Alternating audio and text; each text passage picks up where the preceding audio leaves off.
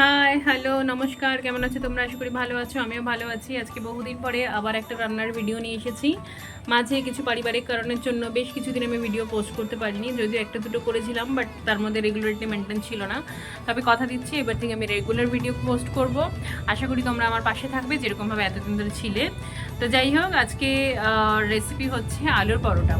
এরকম শীতের সকালে গরম গরম যদি আলুর পরোটা হয় আর তার সাথে একটু বাটার, আচার আর টক দই হয়, তাহলে কিন্তু মর্নিংটা আমাদের খুব ভালোই হয়। তো আজকে আমরা আলুর পরোটা শেয়ার করব।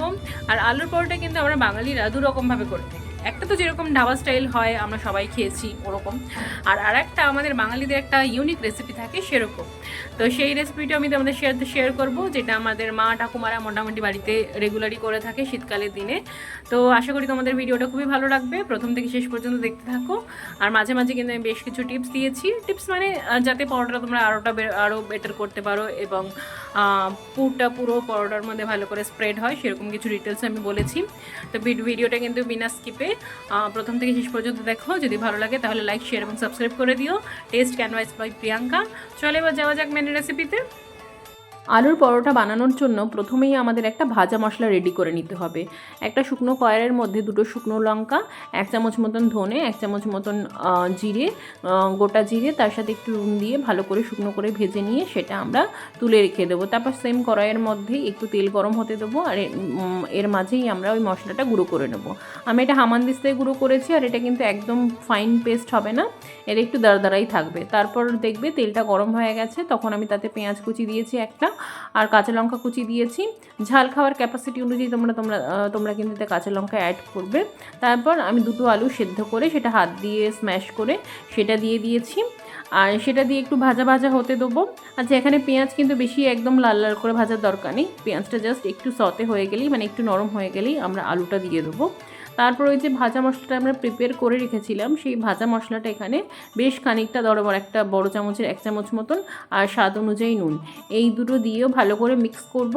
আর তারপর যখন ভালো মতন ভাজা ভাজা মতন হয়ে যাবে, তখন লাস্টে একটু ধনেপাতা দিয়ে দিলেই আমাদের কিন্তু এই বাঙালি স্টাইলের আলুর পরোটা স্টাফিংস একদম রেডি।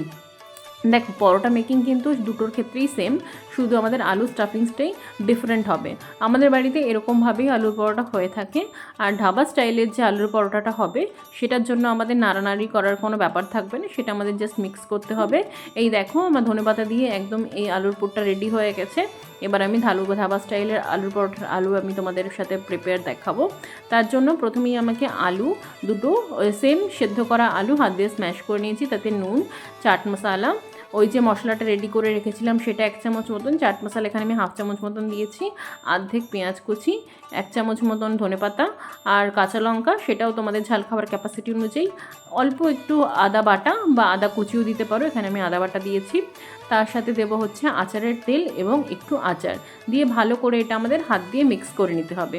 আচ্ছা, এখানে আমি মিক্স আচারের ব্যবহার করেছি, তোমরা চাইলে ওই আম তেল যে হয় না, সেই আচারের তেলও ব্যবহার করতে পারো। দুটোর স্বাদই কিন্তু মোটামুটি একই রকম দেবে। দেখো, আমাদের কথা বলতে বলতে কিন্তু দু রকমের আলুর পুরি একদম রেডি হয়ে গেছে। এবার আমাদের আটাটা ভালো করে মেখে নিতে হবে। আটা মাখার জন্য আমি আটা, তার সাথে নুন, একটু কালো জিরে আর একটু জোয়ান এই ব্যবহার করেছি। আচ্ছা, আলুর পরোটার আটা মাখার জন্য কিন্তু তাতে তেল দেওয়ার বা ময়ন দেওয়ার বিশেষ কোনো প্রয়োজন নেই, এমনিতেই আলুর পরোটার আলু নরম হয়। তো তোমরা জাস্ট নুন, কালো জিরে আর জোয়ান দিয়ে আটাটা ভালো করে মেখে নেবে। তবে আটাটা কিন্তু একদম শক্ত করবে না, আবার একদম নরম করবে না, তবে ভালো করে আটাটা মাখবে, তাহলেই কিন্তু পরোটাগুলো তোমার সুন্দর নরম হবে। ভালো করে এই যে এই আটা মাখা ব্যাপারটা বা নিট করা যেটাকে বলে, সেটা কিন্তু তোমাদের বেশ সময় নিয়ে ভালো করে মাখতে হবে। আর মাঝে মাঝে এরকম জল দিয়ে দিয়ে দেখবে একদম যখন সুন্দর একটা সফট ডো রেডি হবে, তখন ভাববে তোমার আটা মাখা হয়ে গেছে। আর এই কাজটা তোমাদের কিন্তু ধৈর্য নিয়ে একটু সময় নিয়ে করতে হবে। যে কোনো পরোটার ক্ষেত্রেই কিন্তু এটা নিয়ম। আটা যদি তুমি মাখো, আটাটা বেশ সময় ধরে একটু ভালো করে মাখলেই কিন্তু পরোটাটা দেখবে নরম হয়েছে এবং খাস্তা হয়েছে। আটা যদি মাখা ঠিক না হয়, তাহলে কিন্তু পরোটা কোনোভাবেই ভালো হবে না। দেখো, এই সময় আমাদের আটা মোটামুটি খুব ভালো করে মাখা হয়ে গেছে। এবার এখান থেকে এটাকে আমরা কিছুক্ষণের জন্য রেস্ট করতে দেবো, মানে মিনিট দশেক রেস্ট হয়ে গেলে তারপর আমি এটা থেকে লেচি কেটে নেব। যেহেতু এটা পরোটা তাই এখানে আমি বেশ বড় বড়ই লেচি করেছি। আচ্ছা, এখানে আলুর আর আটার পরিমাণ, মানে আটার যে লেচিটা সেটার মাপ ধরো, সে সাপোজ আমি তোমাকে একটা উদাহরণ দিয়ে বলছি, যদি ধরো এই লেচির পরিমাণ তোমার 50 গ্রাম হয়, এক একটা লেচির সাইজ যদি 50 গ্রাম হয়, তাহলে আলুর স্টাফিংসের পরিমাণ কিন্তু তোমার 30 গ্রাম হতে হবে। তাহলেই কিন্তু দেখবে আলুটা একদম সমানভাবে পুরো আটার মধ্যে সুন্দর করে, মানে পরোটার ভেতরে আর কি সুন্দর করে স্প্রেড হবে এবং প্রত্যেকটা বাইটে তুমি আলুটা পাবে। যে কোনো স্টাফিংস করা পরোটায় যদি স্টাফিংস ঠিক মতন না হয় তাহলে কিন্তু সেটা খেতে একদমই ভালো লাগে না। আর এরকমভাবেই চেপে চেপে যেরকমভাবে আমি ভিডিওতে দেখাচ্ছি সেরকমভাবেই কিন্তু তোমরা পুরটা দেবে, আর এরকমভাবে যেরকমভাবে আমি বন্ধ করা দেখাচ্ছি সেরকমভাবে বন্ধ করবে, তাহলে আলুর পরোটাতে আলু বেরোবেও না, আর সুন্দর একটা স্টাফিংস পরোটার প্রত্যেকটা কর্নারে দেখবে তোমার রয়েছে। ভিডিও শেষে আমি তোমাদের দেখাবো পরোটাটা খুলে যে কীরকম সুন্দরভাবে আলুটা স্টাফিংসটা পুরো পরোটায় ইভেনলি রয়েছে। দেখো আমার সুন্দরভাবে পরোটা সিল করা হয়ে গেছে। এবার আমাদের ভালো করে একটু আটা দিয়ে গোল করে বেলে নিতে হবে। আচ্ছা, এখানে আরও একটা টিপস, কখনোই কোনো স্টাফ করা পরোটা কিন্তু তেল দিয়ে বেলবে না। আমরা কিন্তু বেশ সময় পরোটা তেল দিয়ে বেলে থাকি, কিন্তু যখনই কোনো স্টাফিংস করা পরোটা করবে সেটা কিন্তু অবশ্যই আটা বা একটু ময়দার গুঁড়ো দিয়েই বেলবে, কখনোই তোমরা তেল দিয়ে বেলবে না। তারপর এখানে সেঁকা সেঁকা করে একটা ফ্রাইং তাওয়াতে বা চাটুর মধ্যে ভেজে নিলেই আমাদের একদম পরোটা রেডি।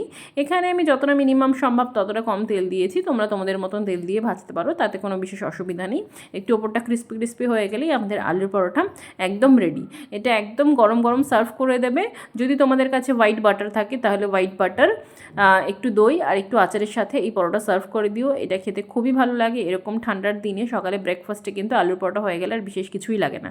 যেরকম বলেছিলাম আমি কিন্তু পরোটাটা একটু ছিঁড়ে তোমাদের পুরোটা দেখানোর চেষ্টা করেছি। দেখো কি সুন্দর প্রত্যেকটা কর্নারে পুরটা সুন্দর ইভেনলি স্প্রেড হয়ে গেছে।